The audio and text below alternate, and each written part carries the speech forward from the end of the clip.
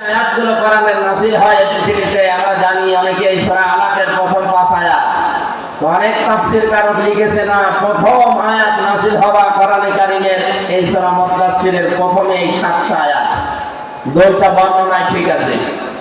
প্রথমটা নাযিল হওয়ার পরে নবীজি যখন হেরা গুহায় বিশ্বনবী মুহাম্মদ রাসূলুল্লাহর কাছে ফেরেশতা এসে বলেন ইয়া মুহাম্মদ ইকরা, নবীজি বললেন মা আনা বিকারি, আমি পড়তে পারবো না, আমি পড়তে জানি না। এই শব্দটা আমি বাংলা অর্থে মিলাতে পারি না, এখানে বাংলা অর্থ হবে আমি পড়তে পারবো না। পড়তে পারবেন না মানে আমি বলে বলে দে আপনি পড়েন ইকরা ইকরা ইকরা। এদিকে তাকান, গুরুত্বপূর্ণ একটা তথ্য এখানে আছে। তিনবার তিনি বললেন মুহাম্মদ পড়েন, তিনি বললেন আমি পড়তে পারবো না, আমি পড়তে জানি না। এ শব্দ আমরা যদিও বাংলায় অর্থ করি, বাংলা অর্থ হবে আমি পড়তে পারবো না। কেন পারবেন না? ফেরেশতা জিবরাইল চতুর্থবার যখন বললেন ইকরা বিসমি রাব্বিকাল্লাযী খলাক খলাকাল ইনসানা মিন আলাক ইকরা ওয়া রাব্বুকাল আকরামুল্লাযী আল্লামা বিল কলাম আল্লামাল ইনসানা মা লাম ইয়ালাম। জিবরাইলের পড়া শেষ, এটা তাফসীরে হাক্কানি থেকে বলছি। সঙ্গে সঙ্গে নবীজি আরম্ভ করলেন বিসমি রাব্বিকাল্লাযী খালাক। জিবরাইল জিজ্ঞাসা করেছিলেন নবী হে মুহাম্মদ তিনবার আপনাকে আমি বললাম পড়তে, আপনি পড়লেন না। এবার আমি 5টা আয়াত পর তেলাওয়াত করলাম, আপনি যে আরম্ভ করে দিলেন। নবীজি প্রশ্ন ছুড়ে দিলেন ইয়া আখি জিবরাইল, হে ভাই জিবরাইল বারবার আপনি আমাকে শুধু বলেন যে পড়ো পড়ো পড়ো, আমি কি পড়বো? আমি তো যার নামে পড়তে পারি না, আমি তো দরগার নামে দুর্গার নামে বাবার নামে পড়তে পারি না। যখন এই বলেছেন বিসমি রাব্বিকা, রবের নামে পড়েন, আমি কিন্তু আর দেরি করি নাই, এমনকি এক আয়াত পড়ি নাই, সঙ্গে সঙ্গে আপনার সাথে আমি 5 আয়াত পড়েছি। জোরে বলেন আল্লাহু আকবার। এখান থেকে নবীজি তার উম্মতদেরকে কিয়ামত পর্যন্ত শিক্ষা দিতে চাইলেন আমার উম্মতেরা পৃথিবীতে যদি লেখাপড়া করতে হয় এই পৃথিবীর কারো নামে পড়া যায় নেই, পড়তে হবে কার নামে? আরো জোরে বলেন কার নামে? সামনে দাঁড়ালাম ট্রাস্টে পড়া হয় কার নামে? বাংলাদেশে বহু প্রতিষ্ঠান আছে যেখানে আল্লাহর নামে পড়া এখনো আরম্ভ হয়নি, যেখানে বাবার নামে পড়া হয়। আমরা যারা দায়িত্বে আছেন, শিক্ষা মন্ত্রণালয়ে যারা দায়িত্বে আছেন, তাদেরকে আমরা 96% মুসলমানের দেশে ওদের তো আহ্বান জানাচ্ছি শিক্ষা ব্যবস্থা আল্লাহর নামে পড়া আরম্ভ করা লাগবে। আপনারা এই দাবির পক্ষে আছেন না? বলেন। সংখ্যা 154টা। এখনো পর্যন্ত এই দেশে মাদ্রাসা লাইনে যারা আছে তাদের এই প্রতিষ্ঠানগুলো এখনো পর্যন্ত কার্যকর ভূমিকা চায়নি। বিশেষ করে শিক্ষার দায়িত্বে যারা আছেন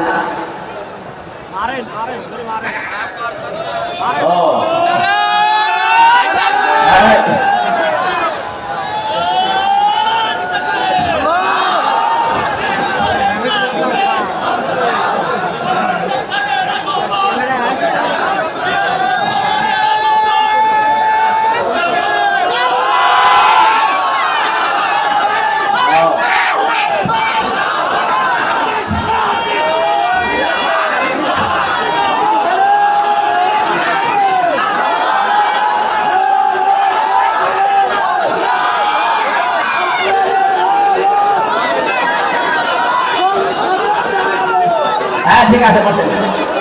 বাংলাদেশ জামাত ইসলামীর সেক্রেটারি জেনারেল এবং সহকারী সেক্রেটারি জেনারেল দুইজনই এসেছে আমাদের মাঝে, আমরা ওয়েলকাম জানাচ্ছি। তাদের সুস্বাস্থ্য এবং দীর্ঘায়ু কামনা করছি, সকলে বলেন আমিন। ওনারা দোয়া নেওয়ার জন্য এসেছেন আপনাদের এই মুসলিম জনতার কাছে। আমরা দেবো, আমরা এই পয়েন্টটা শেষ করি এরপর আপনারা বসেন ভাই, পরে বসেন।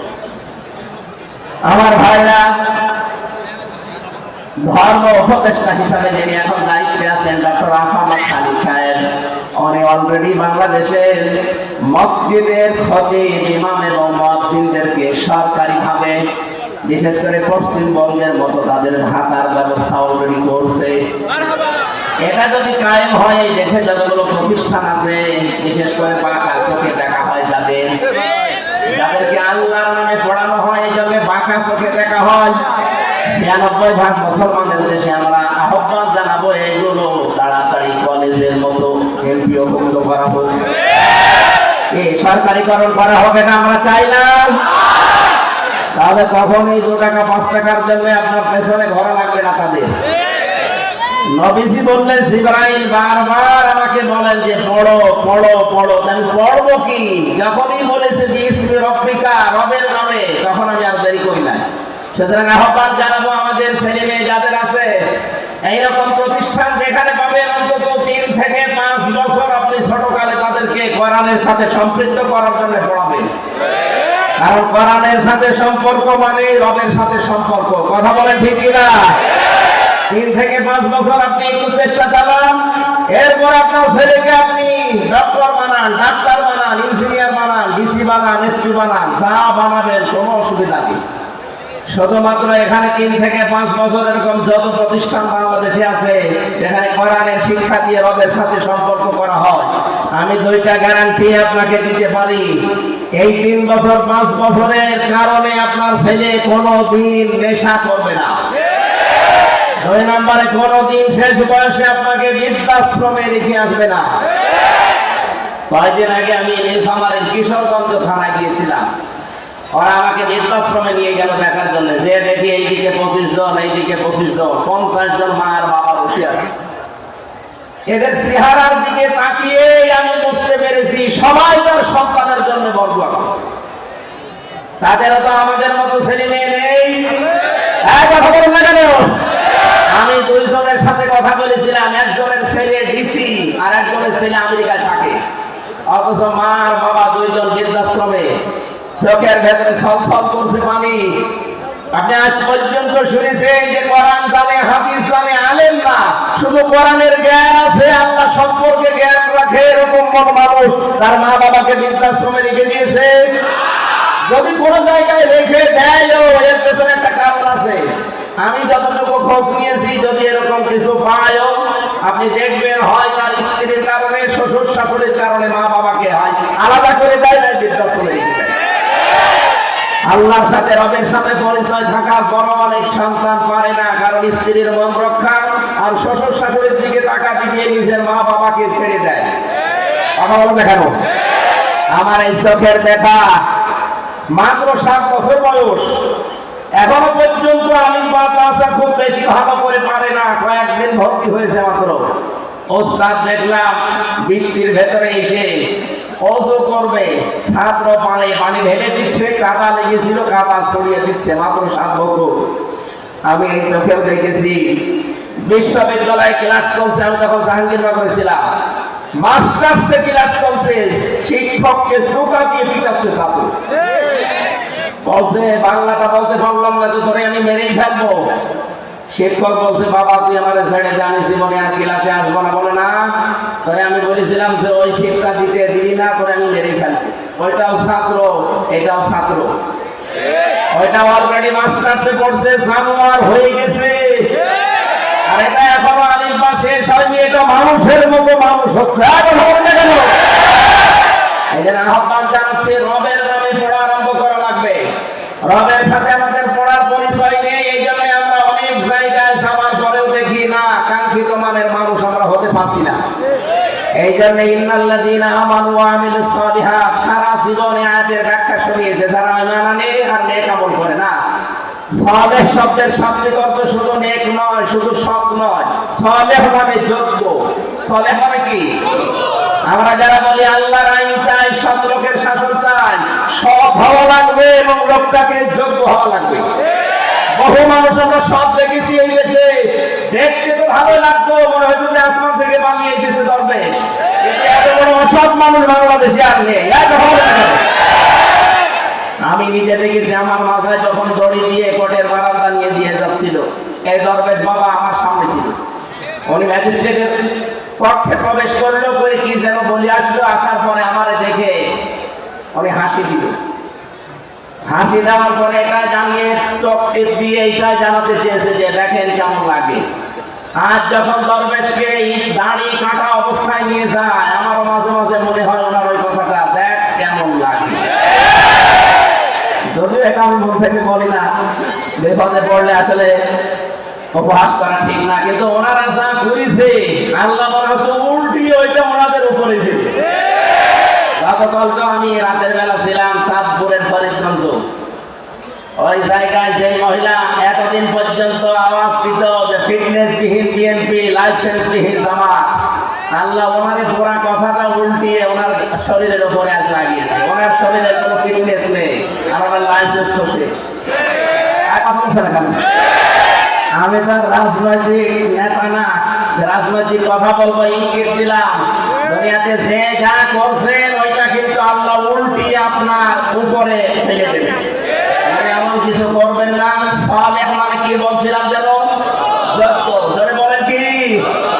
এখানে এই যজ্ঞ করে করে তুলতে হবে। এই দেশে যারা কাজ করছে মানব জাতির পেছনে, আপনি তাদের কাছে থাকবেন। যারা কাজ করছে আপনার বিবেক আছে, আপনি দেখে নিন। যারা ছোটবেলা থেকে গড়ে তুলতে চায় আপনার সন্তানকে, আপনার ছেলেকে, আপনার মেয়েকে, আমি যেহেতু এখনো পর্যন্ত এরকম বয়সে আছি, এজন্য আমার এই চোখে আমি যা দেখতে পাচ্ছি তাই আপনাকে শোনাচ্ছি। যারা মানুষকে সৎ এবং যোগ্য করে গড়ে তুলতে চায়, আপনার ইমানি দায়িত্ব হবে এখন আপনার ছেলে মেয়েকে ঠিক তাদের কাছে নিজে হাত ধরে দিয়ে আসা।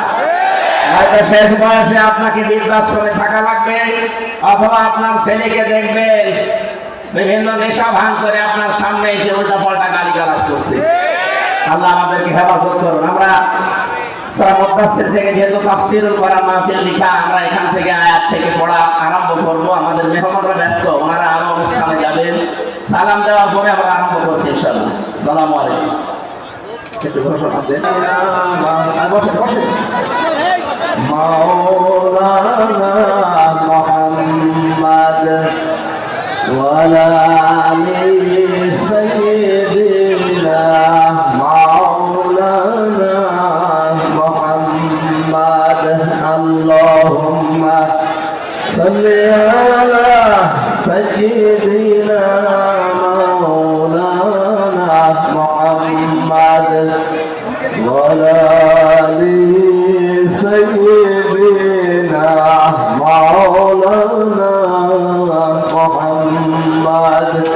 সুবহানাল্লাহ আলহামদুলিল্লাহ লা ইলাহা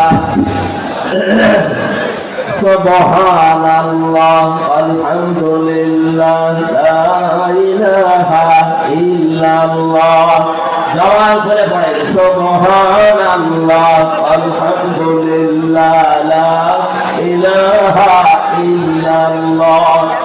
সুবহানাল্লাহ আলহামদুলিল্লাহ লা ইলাহা ইল্লাল্লাহ।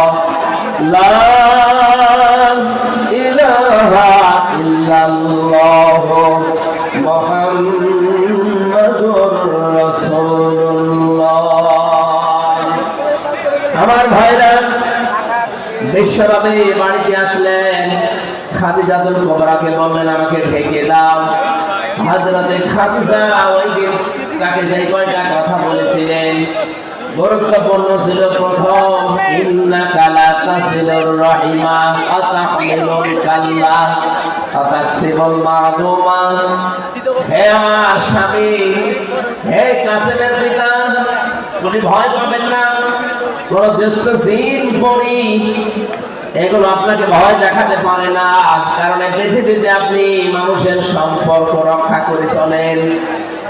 আপনাবাসী হযরতে খাদিজাতুল কুবরার এই কথা থেকে প্রতীয়মান হয় যে মানুষ আমরা দুনিয়াতে মানুষের সম্পর্ক ঠিক রাখতে পারি, বিশেষ করে আত্মীয়তার সম্পর্ক, রক্তের সম্পর্ক, দলীয় সম্পর্ক, জনগণের সম্পর্ক, এগুলো যারা এই পৃথিবীতে আমরা ঠিক রাখতে পারি তাদের ভেতর থেকে যত রকমের ভয় আছে আমার আল্লাহ নিজের পক্ষ থেকে দূর করে দেন। বলেন সুবহানাল্লাহ।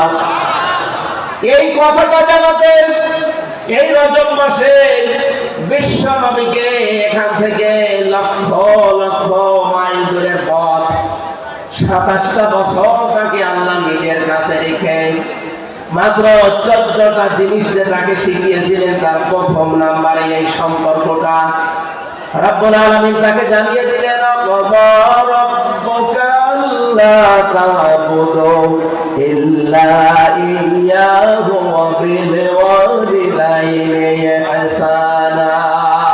খুব ভালো করে শুনবেন।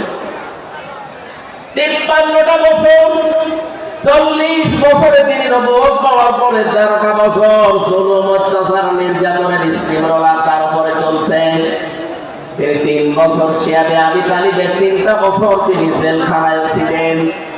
এই কঠিন পরিস্থিতির পরে আমার আল্লাহ তাকে সুসংবাদ দিলেন, হে নবী, আপনাকে আমি সামনে একটা কল্যাণময় রাষ্ট্র পরিচালনার দায়িত্ব দেব।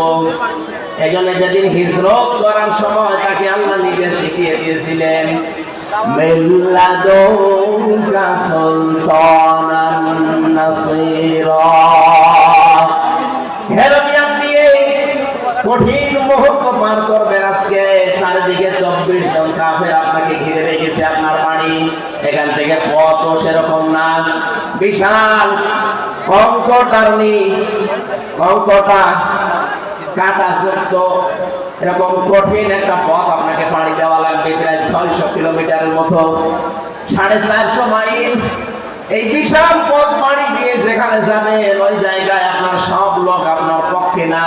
এই বিশাল কাজ কারবার গুলো করার পর একটা রাষ্ট্র আপনাকে আমি আল্লাহ উপহার দেবো। এই জন্য দোয়াটা আপনি আমার কাছে করেন। আর যারা কথা বললেই বলেন মাওলানা মানুষ, হুজুর মানুষ, পীর সাহেব মানুষ, এরা ময়দানে আসবে কেন? এরা পরিবার, সমাজ, রাষ্ট্র নিয়ে এরা কথা বলবে কেন? কথা বলতে গেলে এদেরকে আপনি ধর্ম ব্যবসায়ী বানিয়ে দেন। আমি আপনি ত্যাগটা দিয়ে দেন। ভালো করে শোনেন, আল্লাহ নিজে নবীকে শিখিয়েছেন যে আমার কাছে দোয়া করেন যে একটা কল্যাণকর রাষ্ট্র ক্ষমতা আমাকে দাও, যার ভেতরে তোমার সাহায্য থাকে। এখানে মানুষকে বানানোর যে 3টা উদ্দেশ্য আমরা কোরআনে পেয়েছি, তার প্রথম উদ্দেশ্য আল্লাহ জানিয়েছেন, এদিকে তাকান, ইন্নী জাইলুম ফিল আরদি খলিফা। ফেরেশতাদেরকে আল্লাহ বলেছিলেন আমি পৃথিবীতে মানুষ পাঠাতে চাই। এই হিসাবে পাঠাবো আমার খলিফা হিসাবে। খলিফা মানে প্রতিনিধি, খলিফা মানে জবান করেন, খলিফা মানে কি? আল্লাহর যেই কাজটা করার দরকার উনি না করে ওনার প্রতিনিধি পাঠিয়েছেন, সেইটাই আমরা প্রতিনিধিকে আল্লাহ পাঠালেন কোথায়? জামিলুম ফিল আরদি, জমিনে। কোন জায়গায়? আরো জোরে বলেন। আপনাবাসী জবান খুলে উত্তর দেবেন, আমরা কি আজ আল্লাহর খলিফা হিসাবে জমিনে আছি? জমিনটা জালেমরা ফাঁকা পেয়েছে, এজন্য 180 মাইল বেগে চালাচ্ছিল। হঠাৎ আমরা যখন জমিনে খানকা থেকে, মাজার থেকে, বিভিন্ন মাদ্রাসা থেকে, মসজিদ থেকে, বিভিন্ন ঘর বাড়ি থেকে যখন জমিনের ভেতরে এসে দাঁড়িয়েছি, জালেমরা তখন অলরেডি পালিয়ে গেছে। জমিন এখন ফাঁকা। এই মুহূর্তে আল্লাহর খলিফাদের কাজ হবে তার খেলাফতে জমিনে কায়েম করার। 3টা উদ্দেশ্যের কথা বলছিলাম, তার প্রথম এইটা। রব্বুল আলামিন বলেন, ফেরেশতারা আমাকে জিজ্ঞাসা করছিল, আল্লাহ তুমি কি এদেরকে তাসবিহ তাহলিল জিকির আজকারের জন্য বানাবে নাকি? আল্লাহ সাফ জবাব দিয়েছেন, না, তাসবিহ তাহলিল জিকির আজকারের জন্য আমি খলিফা দুনিয়ায় পাঠাবো না। আমি জমিনে খলিফা পাঠাতে চাই আমার আইন প্রতিষ্ঠা করার জন্য। বলেন মারহাবা। আল্লাহর যে উদ্দেশ্য, সেই উদ্দেশ্য যারা সফল করতে চায় তারাই আমার আল্লাহর আসল বান্দা। আপনি রহমানের বান্দার যে 13টা গুণ পাবেন সূরা ফুরকানের ভেতরে, তার ভেতরে এইটা আছে। রহমানের বান্দা তারা যারা এই জমিনে আল্লাহর বিধানকে, এই ফরমানকে কায়েম করার জন্য যারা চেষ্টা চালায়। এই বাংলাদেশে যত মানুষ এখন আমরা বাস করছি, একটা খুশির সংবাদ বলছি, আগস্টের 5 তারিখের আগ পর্যন্ত এই দেশে মাত্র 100 জনের 15 জন মানুষ খেলাফতের এই দায়িত্বের ঘোষণা দিত। কত? আরে ডিস্টার্ব করে যে কাজের ভেতরে আপনারা এত জরুরি এখানে আসা পিছিয়ে বসা যাচ্ছে না, পিছিয়ে বসেন, বসেন, পিছিয়ে বসেন।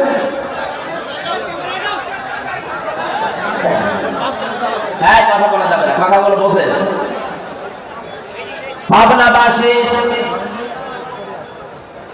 গুরুত্বপূর্ণ এই বিধানটা পালন করার জন্য আল্লাহ রাব্বুল আলামিন আমাদেরকে যেখানে পাঠিয়েছিলেন, ফেরেশতারা যখন জিজ্ঞাসা করেছে আল্লাহ এদেরকে কি জিকির করার জন্য, তাসবিহ করার জন্য পাঠাবে, আল্লাহ বলেন না, আমার বিধান কায়েমের জন্য।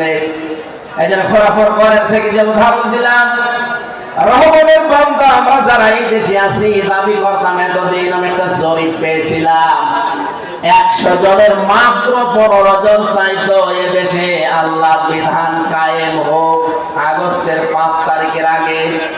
অথচ 4.5 মাস পরে জানুয়ারিতে একটা রিপোর্ট পেয়েছিলাম এই দেশে এখন 100 জনের 58 জন মানুষ চাচ্ছে আল্লাহর বিধানে জমিনে কায়েম হোক। কয়েক মাসের ব্যবধানে মানুষের পরিবর্তন এত এসে গেছে, হিন্দু পর্যন্ত এখন চাচ্ছে কোরআনের বিধান কায়েম হোক। কয়েকদিন আগে জামাত ইসলামের শ্রদ্ধাভাজন আমির জামাত গাইবান্ধায় গিয়েছিলেন, একজন পুরোহিত, একজন ঠাকুর, হিন্দু বেটা, উনি আগে বক্তব্য দিতে গিয়ে জানিয়েছেন এই দেশে কোরআনের বিধান কায়েম হলে আমরা সবচাইতে বেশি নিরাপদে থাকতে পারবো। এই জন্য জানেন যে তো মাথা খারাপ এতদিন ছিল, এখন অনেক মুনাফিক মানুষের মাথা বেশি খারাপ হয়ে গেছে। ওরা তো এগুলো দেখে যে হচ্ছেটা কি। এই জন্য মাওলানা মিজানুর রহমান আনসারী একটা কি যেন কাজ দিয়েছে, অনেকের মাথায় গিয়ে দিয়েছে। কাজ দিয়েছিল এতদিন একদল খেয়েছে আর একদল খাওয়ার জন্য রেডি হয়ে আছে। আপনারা বলেছে কয়েকদিন আগে আমার সিলেটে ওনার সাথে অনুষ্ঠান ছিল, উনি আমার বলছে হামজা ভাই আমি বললাম যে একদল খেয়েছে আর একদল খাওয়ার জন্য রেডি হয়ে আছে, একটা গ্রুপ দেখলাম গায়ে মেখে নিল, কারণ কি? আমি তো আর কাউকে উদ্দেশ্য করে বলি নাই, এই দেশে 48 প্রায় নিবন্ধিত দল আরো আছে নিবন্ধনের বাইরে, সব মিলে প্রায় 73টার উপরে, কারো গায়ে লাগে না, আপনার গায়ে লেগেছে কোন কারণে? অবশ্যই আপনি এরকম কিছু করবেন বলে আশা করে আছে। গত 2 দিন আগে একজন ঘোষণা দিয়েছে যে 15.5 বছরে কোরআনের কথা বলতে হলে তো অনুমতি দেওয়া লাগতো, আমরা যদি যেতে পারি অনুমতি দেব না। আরে ভাই আপনি এই কথাটা আগেই বলে ফেললেন, কতদিন পরে বলতে পারছেন না? জনগণ তো সব জেনে ফেললো। আপনার যে আশা ছিল আশায় করে বালি, কথা বলে না কেন? এদেশে আর কিছু থাক বা না থাক, কোরআনে কারিমে দেশে থাকবে ইনশাআল্লাহ। 4.5 মাসে যদি 15 থেকে 58 হয়ে যায় আর 4.5 মাস যেতে দেন, আমার তো চোখে দেখা এই দেশে 100 জনের 100 জন মানুষ বলবে আমরা কোরআন চাই।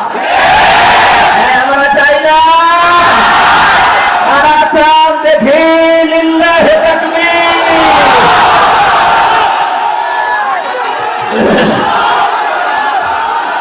আলহামদুলিল্লাহ।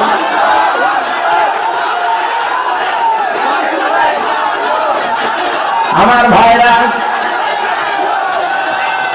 কথা বলছেন,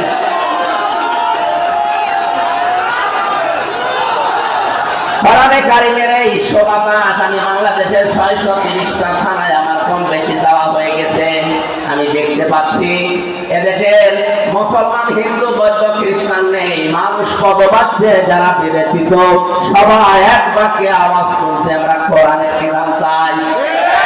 আর কিছু ক্যান্সার আছে, এরা হয়তো মাথা খারাপ, এই কারণে বলছে কিছু চাই না, আগে থালা দেন। থালা কি করবেন?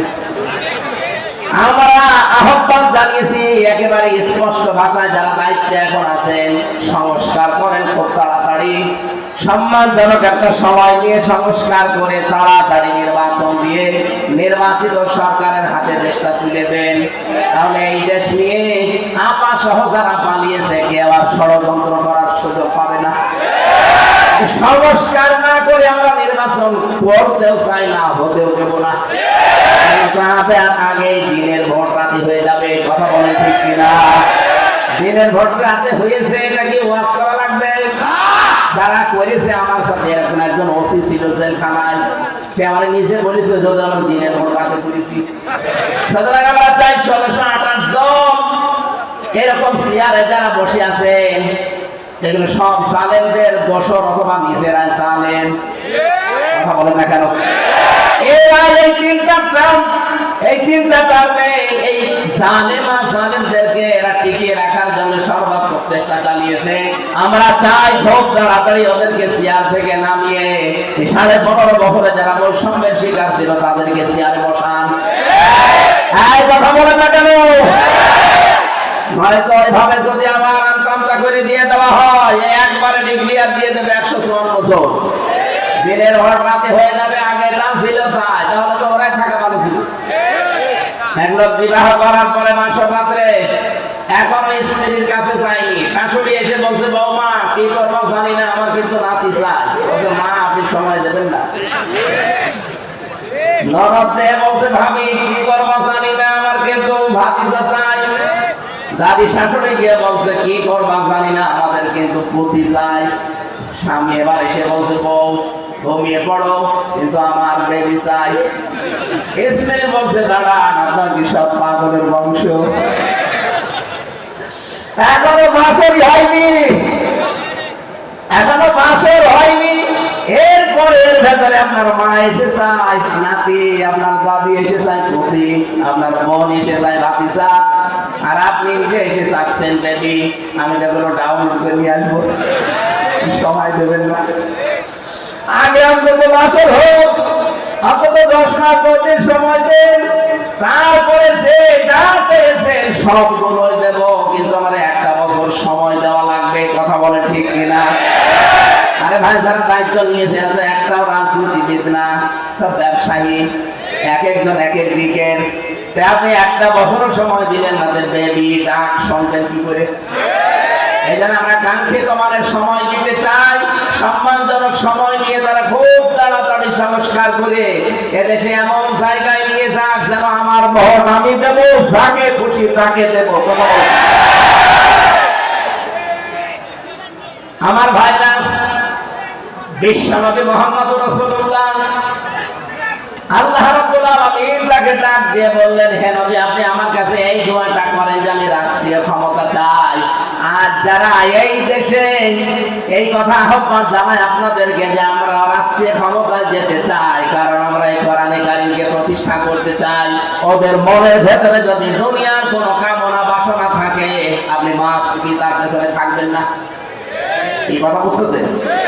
কারণ এই মানুষগুলো অলরেডি শপথ নেওয়ার সময় আল্লাহকে কথা জানিয়ে দিয়েছে, ইন্না সলাতি ওয়া নুসুকি ওয়া মাহইয়ায়া ওয়া মামাতি লিল্লাহি রাব্বিল আলামিন। আমার নামাজ, আমার কুরবানি, আমার বেঁচে থাকা, আমার পরিশ্রম আমি সব আল্লাহকে দিয়ে দিয়েছি। সুতরাং এই শপথ যারা পাঠ করে এই মানুষগুলো নিজের জন্য অন্তত কিছু করবে না। যদি করে সে মুনাফিক হয়ে কিয়ামতে উঠবে, কারণ সে আল্লাহর কাছে অঙ্গীকার দিয়েছে। কথা বলেন না কেন? যারা অঙ্গীকার আবদ্ধ হয়েছে আপনি মাস তাদের পেছনে থাকবেন, কারণ ওই মানুষগুলো তার জীবন মরণ নামাজ ত্যাগ তিতিক্ষা কোরবানি অলরেডি আল্লাহকে দিয়ে দিয়েছে, ঘোষণা দিয়েছে। এই এত অস্ত্র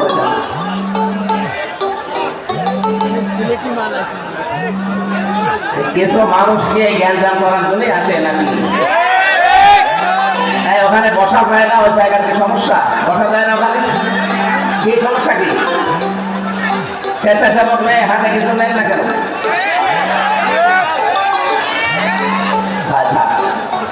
সুবহানাল্লাহ আলহামদুলিল্লাহ লা ইলাহা ইল্লাল্লাহ লা ইলাহা ইল্লাল্লাহ মুহাম্মাদুর রাসূলুল্লাহ। আপনার পাশে স্ত্রী ভয় দিচ্ছে এই কথা বলে যে আপনি ভয় পাবেন না, কারণ যারা সম্পর্ক ঠিক রাখে এদের ভেতরে কোনো ভয় আল্লাহ রাখে না।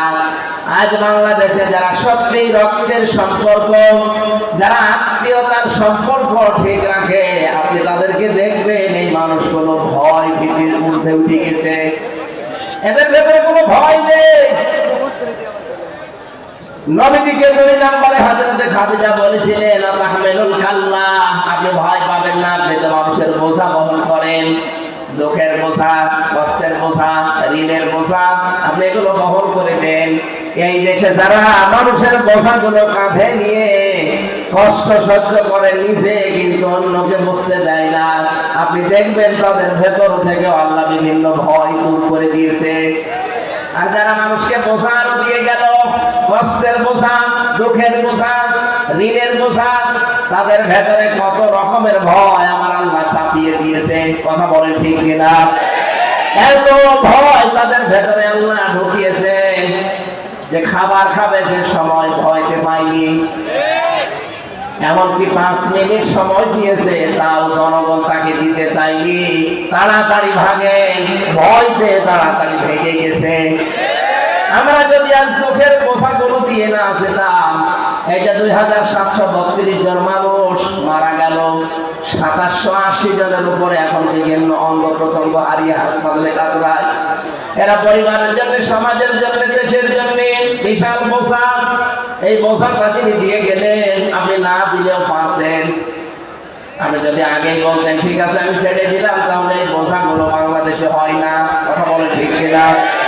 নিজে তো চলে গেলেন, এই বোঝাগুলো দিয়ে গেলেন কোন কারণে? কত কোটি কোটি টাকা ঋণের বোঝা দিয়ে গেলেন। এই দেশে বিভিন্ন জিনিসের দাম কমা দূরের কথা আরো বাড়তেছে, কারণ এই শয়তানদের ঋণের বোঝার কারণে। একজন বেগম পাড়া বানিয়েছে, সাহেব পাড়া বানিয়েছে, এক দরবেশী 36,000 কোটি টাকা মারিকাটি করেছে। বাকি যেগুলো দরবেশ না, দরবেশ ওরা যে কি করেছে আল্লাহ জানে, আর ওরা জানে। এখানে দেশটা আবার দাঁড়াবে। আমার মনে হয় খুব তাড়াতাড়ি যারা দায়িত্বে আছেন, বাইরে যত টাকা এই শয়তানরা পাঠিয়েছে, টাকাগুলো আবার তাড়াতাড়ি ফেরত নিয়ে আসেন। কিভাবে করা লাগবে আপনারা জানেন, করেন। এই দেশটা আবার দাঁড়িয়ে যাবে ইনশাআল্লাহ। এই দেশে 18 কোটি মানুষকে আমরা শুধু মানুষ না, 18 কোটি জনসম্পদে পরিণত করতে চাই।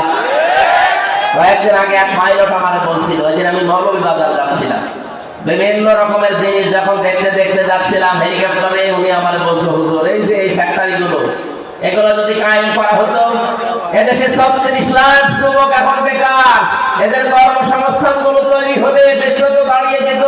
কিন্তু এই জালেমেরা টাকা পয়সা গুলো সব পাচার করে এই দেশটাকে ফোকলা বানিয়ে ফেলেছে।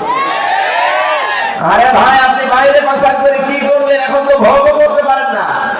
আমি কয়েকদিন আগে মালয়েশিয়া গিয়েছিলাম, সাহেব পাড়া বানিয়েছে, শয়তানরা থাকতে পারে, হোটেলে থাকে। যে হোটেলে উঠলাম দেখে 2 শয়তান বসে আছে। কি এখানে? হুজুর আমরা আগে পালিয়েছি। কেন সাহেব পাড়ায় থাকবেন না? ওখানে থেকে মার খাবো। এদেশেও বাংলার জনগণ আছে, ওই ঘর তালা লাগানো, যদি জানে যে এখানে আমি আছি, পিটিয়ে আমার ধক্কা পালিয়ে ফেলছি। এমনিতে ভয়গুলো আল্লাহ ঢুকিয়ে দেয়নি, কারণ আপনি মানুষকে বোঝা দিয়ে গিয়েছেন এই দেশে। এক কথা বলেন না কেন? আমরা যেন আগামীতে এই দেশে কারো উপরে বোঝা দিয়ে না দেয়। অনেক মানুষ এখনই বোঝা দেওয়া আরম্ভ করে দিয়েছে। একজনের কাছে চাঁদা চাইলে তার উপরে এটা বোঝা না। আজকে একজন দিয়েছে, আগে দিতাম 500 টাকা, এখন ধরছে 700 টাকা। কিছু কিছু মানুষ এত চালান, বলছে কি 12:30টার সময় আমি চাঁদা চাইলাম নারায়ণগঞ্জের বন্দরে, এই গোয়েন্দারা টের পেল কি করে? আরে ভাই, 12:30টা আমি রিমান্ডে থেকে ওদের মেশিন দেখেছি। এটা যেহেতু ওপেন বলা, তারপরও ঠিক না, আমি হাসতে করে বলছি, মুখ সরিয়ে। আপনি 12:30টায় চাঁদা চাইতে চান, মনে করছেন কেউ জানে না? কি মেশিন নিয়ে বসে আছেন জানেন? আমি পায়খানার ভেতরে বসে কি করেন তাও দেখতে পাই। গোয়েন্দারা নকল বলে রেখেছে, দেশটা শুধু দেখতে চাচ্ছে কে কি করে। আগস্টের 5 তারিখের পরে অনেকে যা আরম্ভ করেছে, আপনি নিজের পায়ে নিজে গোড়াল মারছেন। ওরা কিন্তু দেখতেছে আসলে কে কেমন দেশটাকে ভালোবাসে, জনগণকে ভালোবাসে। ওদের বোঝা আমার মনে হয় বিরাই হয়ে গেছে। আপনারা যা করছেন একটা মাসলুম দলের উপরে, আর একটা মাসলুম দল, এই 17 দল বাদ দিয়ে 14 দল বাদ দিয়ে যা ছিল এই দেশে সব মাসলুম। সুতরাং এই মাসলুম দলটাকে ডোবানোর জন্য অনেকেই কিন্তু উঠে পড়ে রেখেছে। কেউ কেউ আলেমের বিরুদ্ধে লিখেছে, কেউ এই দলের বিরুদ্ধে লিখেছে। এই জন্য আপনাকে আমরা আহ্বান জানাই, যারা দায়িত্বে আছেন এই ক্যান্সার গুলোকে বাদ দিয়ে দেন। এই আয়াতের ভেতরে আমরা যেগুলো পড়েছিলাম, এখানে বাংলাদেশের কিছু মানুষের চরিত্রের মিল আছে। ওই জামানায় নবীজি কোরআন প্রচার আরম্ভ করলে ওয়ালিদ বিন মুগিরা নবীজিকে 5টা নাম দিয়েছিল তার সভাসদবর্গের কাছে। কয়টা? বলেন বলেন। 1 নম্বরে নবীকে সেই লোকটা বলেছে জাদুকর, 2 নম্বরে বলেছে কবি, 3 নম্বরে বলেছে পাগল, 4 নম্বরে বলেছে গণক, 5 নম্বরে একেবারে সর্বনিকৃষ্ট বলেছে মুহাম্মদ মিথ্যাবাদী। বলেন নাউজুবিল্লাহ। রব্বুল আলামিন বলেন না, তুমি যে 5টা নাম দিলে, তোর এই 5টা নামের জবাবে আমি আমার নবীকে আরো 5টা গুণ বাড়িয়ে দিলাম। ইয়া আইয়ুহান নাবিয়্যু ইন্না আরসালনাকা শাহিদাও ওয়া মুবাশশিরাও ওয়া নাযীরা ওয়া দা'iয়ান ইলাল্লাহি বিইذনিহি ওয়া সিরাজাম মুনীরা। সূরা আহজাব 44, 45, 46 নম্বর আয়াত। 45 নম্বর 46 নম্বর আয়াতে আল্লাহ নিজে জানিয়েছেন, ওরা গালি দেয় আপনাকে 5টা, আমি আল্লাহ আপনার গুণ আরো 5টা বৃদ্ধি করে দিলাম। হে নবী, আপনাকে আমি পাঠিয়েছি শাহিদা, সাক্ষীদাতা হিসাবে। আপনি সত্যের সাক্ষ্য তুলে ধরবেন। 2 নম্বরে আপনি সতর্ককারী, আপনি সুসংবাদদাতা, আপনি আল্লাহর দিকে আল্লাহর অনুমতি ক্রমে ডাক দেওয়ালা। 5 নম্বরে আপনি উজ্জ্বল প্রদীপ। এই 5টা নাম আল্লাহ ওয়ালিদ বিন মুগিরা এই নামগুলো দেওয়ার পরিপ্রেক্ষিতে আল্লাহ নিজে দিয়েছেন। বলেন সুবহানাল্লাহ। এখন নবীজি নেই, নবীর ওয়ারিসদেরকে আয়াতটা চিন্তা ভাবনা করে করে নতুন নতুন নাম দিচ্ছেন। এই যে আয়াতে আছে ইন্নাহু ফাক্কারা ওয়া কদ্দারা ফাকুতিলা কাইফা কদ্দারা সুম্মা কুতিলা কাইফা কদ্দার। রব্বুল আলামিন বলেন, বহু চিন্তা ভাবনা করে নবীর বিরুদ্ধে এই কথাগুলো দাঁড় করিয়েছিল যে নবীজি গণক, নবীজি জাদুকর, নবীজি কবি, নবীজি পাগল, নবীজি মিথ্যাবাদী। কত নিকৃষ্ট চিন্তা ভাবনা তার। 1500 বছর আগে ওয়ালিদ বিন মুগিরা নবীকে গালি দিয়ে অভিশপ্ত হয়েছে। আল্লাহ বলেন কুতিলা, হা কুতিলা, সর্বনাশ হইল তার জন্য। কাইফা কদ্দারা, কি করে এই চিন্তা তার মাথায় আসলো? আজ বাংলাদেশে কত রাজনৈতিক দলের নেতা দেখছি আলেমদেরকে এখন কোরআন প্রচারের কারণে ধর্ম ব্যবসায়ী বলে গালি দিচ্ছে। 1500 বছর আগে ওরা নবীকে গণক বলেছে, জাদুকর বলেছে, এখন ধর্ম ব্যবসায়ী বলছে, কথা প্রায় একই। আমার তো মনে হয় নবীজি যদি এই মুহূর্তে এই দেশে আসতেন ধর্ম প্রচার করার জন্য, যারা জালেমদেরকে, নবীর উত্তরাধিকারীদেরকে ধর্ম ব্যবসায়ী বলে গালি দেয়, আমার মনে হয় ওরা নবীজিকেও ধর্ম ব্যবসায়ী বলে গালি দিত। আল্লাহ পাক বলেন সুম্মা কুতিলা কাইফা কদ্দারা। আমি আবার বলছি, ওরা সর্বনাশ, ওদের জন্য ধ্বংস, সর্বনাশ, ওদের উপরে লানত। আমি আল্লাহর বরদুয়া যারা এই শব্দগুলো আবিষ্কার করে।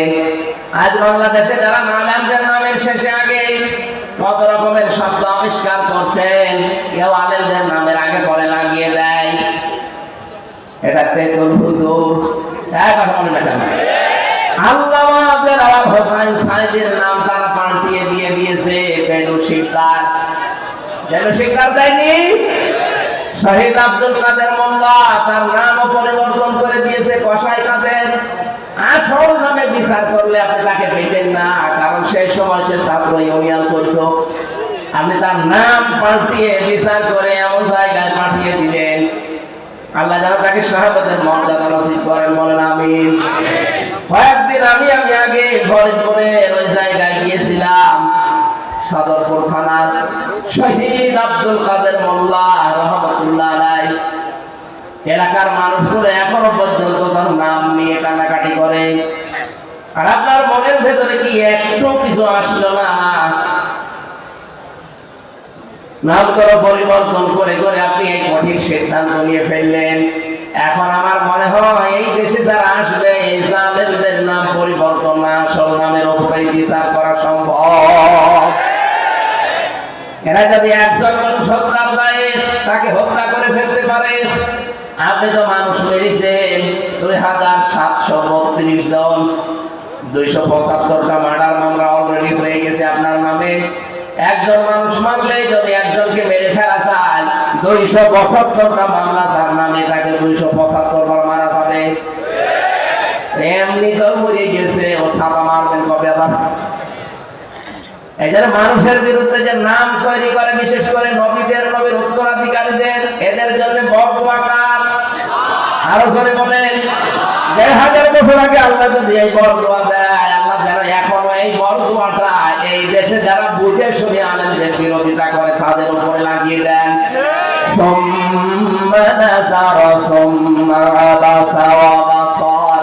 আল্লাহ পাক বলেন, একবার কিন্তু তাকিয়েছিলেন নবীর দিকে। আল্লাহর নবী যখন কোরআনে কারীম প্রচার করার জন্য হজের ওই মৌসুমে বিভিন্ন তাঁবুতে যেতেন, হাজীদেরকে বলতেন যে এক আল্লাহর প্রতি ঈমান আনো, মূর্তি পূজা, দুর্গা পূজা ছেড়ে দাও। তখন ওই লোকটা নবীর পেছনে গিয়ে নবীর দিকে তাকিয়ে বহু বঞ্চিত করত এবং নবী থেকে নিবৃত্ত করার চেষ্টা করতো মানুষদেরকে। ওই যে 5টা নাম বললাম, এগুলো একটা একটা করে সব অ্যাপ্লাই করেছিল, কিন্তু একটাও কাজে লাগে না। আল্লাহর নবী মুহাম্মদুর রাসূলুল্লাহ এই যে কম্বল দিয়ে যখন তিনি আবৃত ছিলেন, তাকে ঢেকে দেওয়া ছিল, নবী এখান থেকে কম্বলের ভেতরে তিনি কাঁপছিলেন। আল্লাহ আয়াতগুলো নাযিল করে জানালেন, ইয়া আইয়ুহাল মুদাথথির, হে কম্বলওয়ালা, কাঁপার জন্য আপনাকে আমি পাঠাইনি। ও দাঁড়ান, ফানজির, মানুষকে সতর্ক করেন। রাব্বাকা ফাকাব্বির, আপনার রবের বড়ত্বের কথাগুলো তুলে ধরেন। আমার তো মনে হয় আয়াতগুলোর কার্যকারিতা এখন বাংলাদেশে 100% দরকার। ওরা মানুষের তৈরি করা আইন কায়েম করতে গিয়ে যদি জান, মাল, ইজ্জত, আবরু, সময়, সম্পদ সব ব্যয় করতে পারে, আমরা আল্লাহর বিধান কায়েমের জন্য সময়, সম্পদ, আমাদের জীবন ব্যয় করবো, এর ঠেকা কিসের? কথা বলে না কেন? যারা ভয় করার কথা বলা, যদি ভয় না হয়, আমাদের তো কোনো ভয় নেই। আমাদের চোখ বন্ধ হতে দেরি, আল্লাহ মানার ও জান্নাত পেতে আমাদের দেরি হবে না। এতে যে যাই আপনাকে বলুক না কেন, সব মিথ্যা কথা। আপনি দিন কায়েমের জন্য শুধু কাজ করে যাবেন, মরতে দেরি হবে, আমার আল্লাহ আপনাকে জান্নাত দিতে দেরি করবে না। সূরা সাফের 10, 11, 12 নম্বর আয়াতে এই তথ্যগুলো আছে, আপনি দেখে নেবেন। দুনিয়ায় যারা আল্লাহর বিধান কায়েমের জন্য চেষ্টা চালাবে, রব্বুল আলামিন জানিয়েছেন, হালা দুল্লুকুম আলা তিজারাতিন তুনজিকুম মিন আযাবিন আলীম। হে নবী, আপনাকে কি আমি এমন একটা ব্যবসার কথা বলবো যেটা করলে জাহান্নামের আগুন থেকে আপনি বেঁচে যাবেন?